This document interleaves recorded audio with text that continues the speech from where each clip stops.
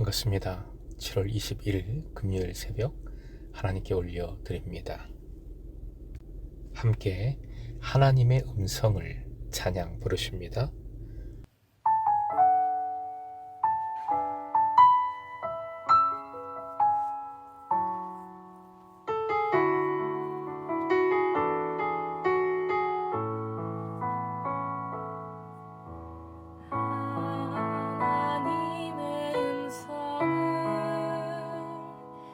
듣고자 기도하며 귀를 기울이고 나의 기도를 들어주신다네. 깊은 웅덩이와 수렁에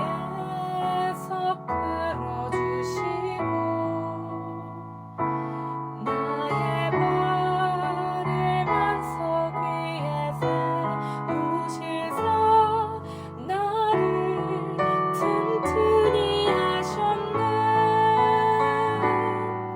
새 노래로 부르자 라라라. 하나님께 올릴 찬송을 새 노래로 부르자. 하나님의 사랑을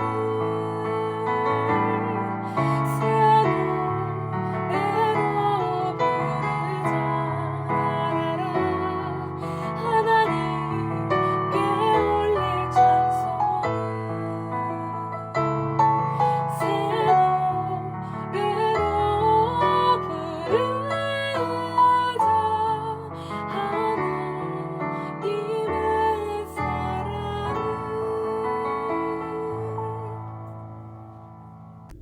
오늘 허락하신 하나님 말씀 레위기서 4장 22절에서 31절까지, 레위기 4장 22절부터 31절까지의 말씀입니다. 함께 읽겠습니다.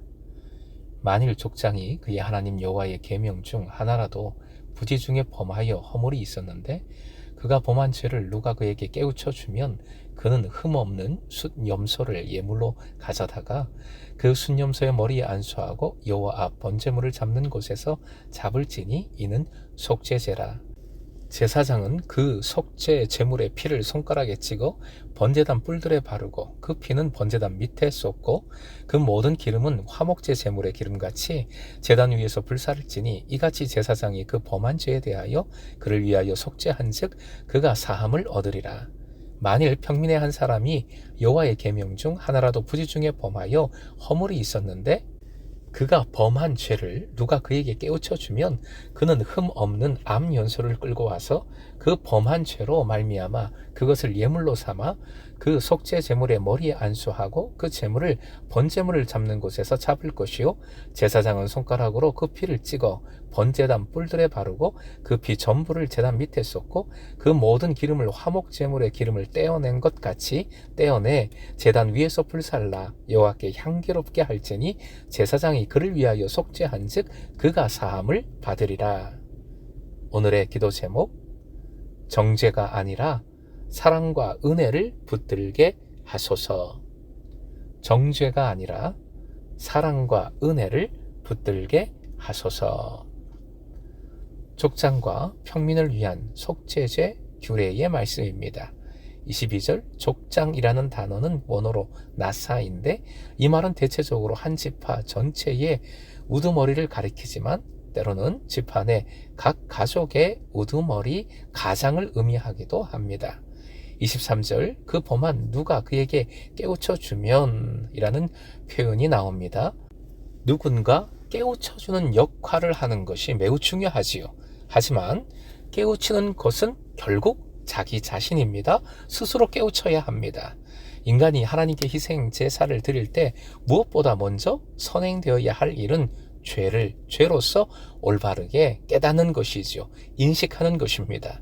죄에 대한 깊은 인식과 통해가 없는 제사는 하나님을 만으로 여기는 행위가 되고 자신에게는 무익한 일이 되는 것이지요. 항상 성령께서 그 죄를 깨닫게 해 주시도록, 성령에 민감할 수 있도록, 성령 충만할 수 있도록 주님께 집중하는 모든 방법을 동원해야 하는 이유가 바로 여기에 있습니다. 족장의 속죄 제물은 순념소입니다. 구약시대 순념소는 번제나 화목제 등 제사 제물로 많이 쓰였지요. 평민의 경우 27절 속죄 제물은 암염소입니다. 암염소는 어린 양과 함께 속죄 제물 중 크기가 가장 작은 것이라 할 수 있겠습니다. 제사장이나 회중을 위한 속죄제의 경우와는 달리 족장이나 평민을 위한 속죄제의 경우는 비교적 죄를 다룬 일이 간단했습니다. 희생제물의 피를 성소뜰 번제단 네 기퉁의 뿔에 바른 후 남은 피는 번제단 밑에 쏟아 붓기만 하면 되었지요. 어쨌든 본문은 전체적으로 속죄 제사의 반복입니다. 족장의 경우, 평민의 경우로서 속죄 제사의 과정이 또다시 반복되고 있습니다. 레위기서는 전체적으로 이렇게 반복을 참 많이 합니다. 무지하게 반복을 많이 합니다. 이 반복을 통하여 우리는 제사의 절차가 아니라 제사의 의미를, 제사의 정신을 계속 곱씹어야 하겠습니다. 바로 속죄와 그 은혜이지요. 속죄의 은혜에 대한 유명한 사건을 하나 소개합니다. 현장에서 간음한 한 여인을 서기관과 바리새인들이 예수님 앞으로 끌고 와 물었습니다. 어떻게 할까요? 예수님을 향한 강력한 덫이었습니다. 시험이었습니다. 돌로 쳐 죽이지 말라 하면 율법을 어기는 것이고, 돌로 쳐 죽이라 하면 그동안 말했던 예수님의 말씀과는, 사랑과 자비와는 대치되는 것으로서 심각한 언행 불일치를 일으킵니다. 무엇보다 바리새인들은 바로 만약에 예수께서 그런 대답을 했다면 로마 당국에 고발했을 것입니다. 이때 예수님은 하나의 행동을 먼저 하셨지요. 땅에 손가락으로 뭔가를 쑤셨습니다. 그 후 이어지는 말씀, 요한복음 8장 7절인데요. 화면 보시고 함께 읽겠습니다. 그들이 다그쳐 물으니 예수께서 몸을 일으켜 그들에게 말씀하셨다. 너희 가운데서 죄가 없는 사람이 먼저 이 여자에게 돌을 던져라. 사실 돌을 던지라고 하신 겁니다. 그런데 매우 중요한 조건이 있습니다. 죄 없는 사람이 먼저 돌을 던지라 하셨습니다. 사실 우리는 매 순간 판단을 하지요. 판단은 양날의 검입니다. 남을 판단하는 동시에 나 자신에 대한 판단이기 때문에 그렇습니다. 하나님께서 요구하시는 거룩한 삶은 내 자신부터 판단해야 됩니다. 내 자신부터 살펴야 합니다.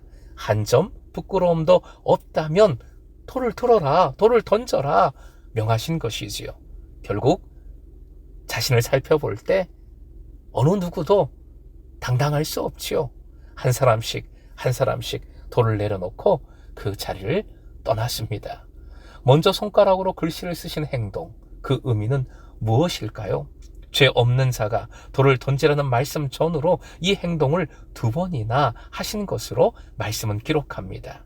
사람들은 내용이 뭔가, 뭘 쓰셨나, 그것에 호기심 가득한 관심을 두고 있는데, 그건 말씀에 없으니 모르겠고, 그렇게 하신 행동 자체에 의미가 있다는 생각을 합니다. 이것은 바로 하나님이심을 보여주신 행동입니다. 유대인들이 율법을 표현할 때 구약 성경은 하나님의 손으로 쓰신 글씨, 하나님께서 손으로 직접 쓰신 돌판이라고 표현을 했습니다. 결국 하나님의 권위, 하나님의 말씀인 것을 이 행동으로 보여주신 것이지요. 그리고 진짜 중요한 말씀을 여인에게 하셨습니다. 요한복음 8장 11절 함께요. 시작. 나도 너를 정죄하지 않는다. 가서 이제부터 다시는 죄를 짓지 말아라. 거룩하신 하나님, 거룩하신 하나님이신 예수께서 여인에게 나도 너를 정죄하지 않겠다 말씀하신 것입니다. 놀라운 은혜입니다. 은혜의 기적입니다. 이것은 물로 포도주를 만드신 기적보다 모든 다른 기적보다 더 중요한 기적이고 더 가장 근원적인 기적이라고 할 수 있겠습니다. 주님은 우리를 정죄하지 않으시고 용서하심을 믿으시기 바랍니다. 그리고 다시는 죄를 짓지 말라 명하셨습니다. 은혜를 붙들고 그 사랑을 붙들고 거룩한 삶을 살아가라. 거룩한 삶을 오이코도메오 회복하라 명하신 것이지요. 사랑하는 금성의 제자 여러분, 주님은 우리의 죄를 사하시는 사랑과 능력의 구원자이심을 믿으십시오. 거룩한 예배, 거룩한 삶이란 바로 이 사랑을, 능력을, 은혜를 붙들고 사는 것일 뿐입니다. 속죄의 은혜 속에서 스스로 정죄하지 말고 남도 정죄하지 마십시오. 함부로 판단하지 마십시오. 정죄가 아니라 오직 사랑과 은혜에 집중하십시다. 그리할 때 어떤 상황 속에서도 우리는 감사가 넘치고 소망 속에 살아가게 되는 줄로 믿습니다. 감사와 기쁨 속에서 함께 주님의 말씀대로 살아가는 금성의 제자 되시길 주님의 이름으로 축원드립니다.